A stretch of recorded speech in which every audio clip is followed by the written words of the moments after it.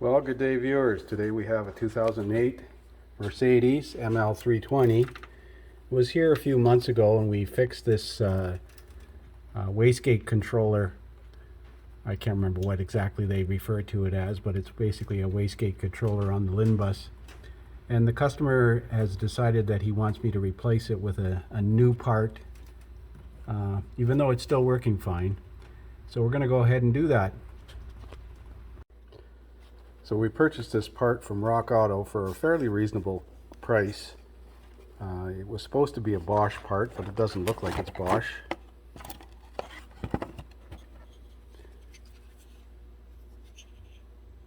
It looks like there are 3 fasteners threaded here from the back side, 1 electrical plug, and a circlip.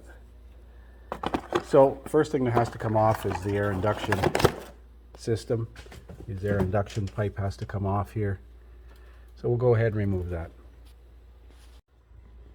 So there's the air induction snorkel out of the way. There are 3 E10 bolts that hold that heat shield up on the turbo. We got to get to the back of this actuator where the 3 fasteners are.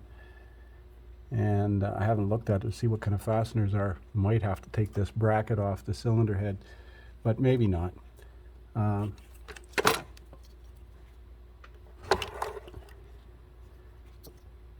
Yeah, a little bit of oil in the turbo here.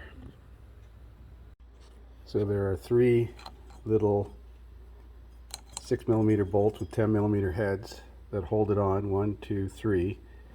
And you can't get this one unless you undo the bracket. Now the bracket is held on, the actuator rod is held on with a little clip.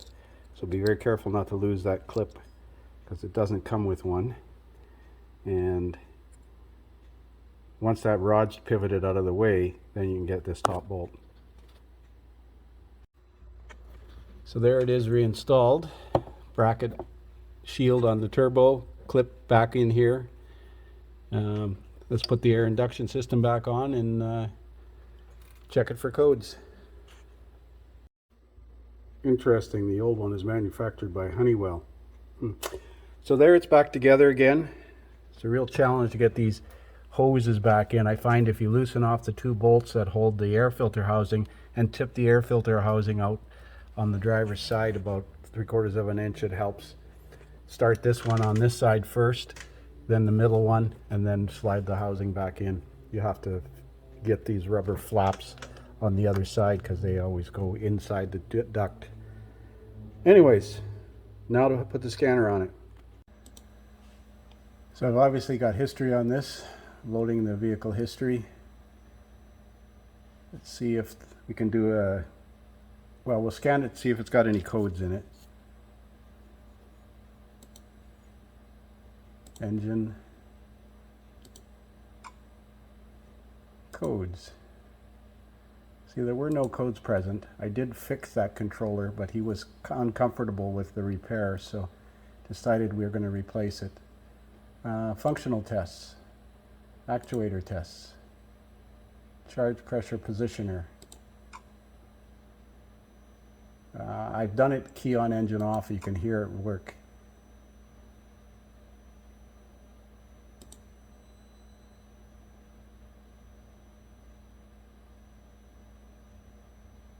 I didn't hear it move. No, maybe it did. Let's see if there's any codes. Codes. No codes present. I'm going to redo that test running. So I'm going to redo the test with it running.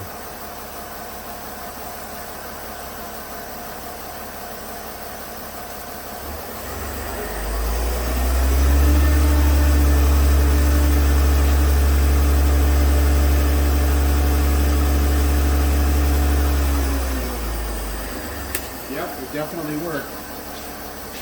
I'll do it one more time so you can see it on the vehicle. So I'm going to start the test. Watch the actuator right here.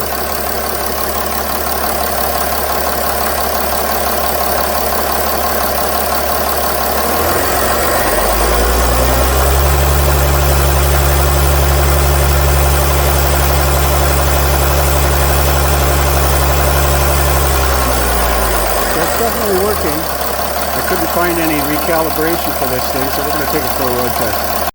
So now we're trying to fix the left signal light. There's a message on the dash. Turn signal rear left. And it's flashing faster than normal.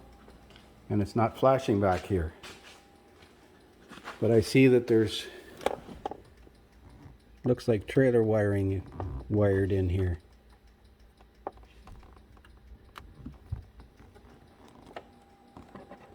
I think this upper one is supposed to be blinking.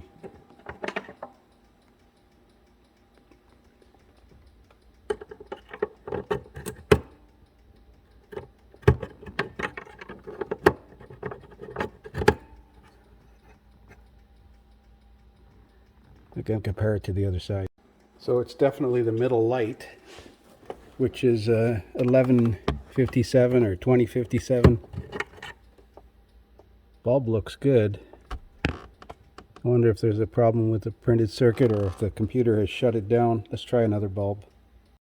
The contacts on this bulb look a little sketchy, especially that side there. That side looks good, but this side looks like it's burnt. It's oxidized for sure. So I took the terminal out of the socket because it comes out pretty easily, and I built up the end of that connection with solder. But I'm looking inside here and I don't see any contacts in there. I don't see any contacts in there. That's weird. Well, I'm going to try it. So I'm an idiot. The contacts are this part right here. You can see where that terminal was oxidized right there, where it's arcing. So let's clean that up. So it's obviously working now. Yeah, that upper contact was arced. So I cleaned it with some emery cloth, put some dielectric grease on it. Hopefully that's going to stay working.